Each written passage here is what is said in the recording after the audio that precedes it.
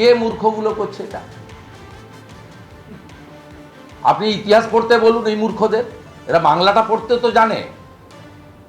যদি এখন উর্দু পড়া অভ্যাস করেছে আলাদা কথা, যদি বাংলা পড়তে জানে তাহলে 1875 সালে ঋষি বঙ্কিমচন্দ্র বন্দে মাতরম সৃষ্টি করেছিলেন আনন্দমঠ তার সাহিত্যের একটি অংশের কবিতাতে, এবং এটা জনপ্রিয় করলেন কে?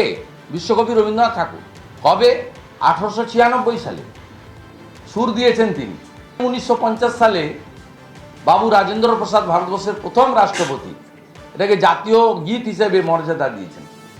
এদের ইতিহাস পড়তে বলুন, কো রিলেটেড। ঋষি বঙ্কিমচন্দ্র আর রবীন্দ্রনাথ ঠাকুর কো রিলেটেড। 1875-এর কবিতাকে সুরে তিনি বদল করেন 1896-তে। মূর্খগুলো লাল চুল কানে দুল, হাতে দুটো করে আইফোন, 2.5 লাখ টাকা করে দাম, পায়ে একটা লোটোর জুতো 26,000।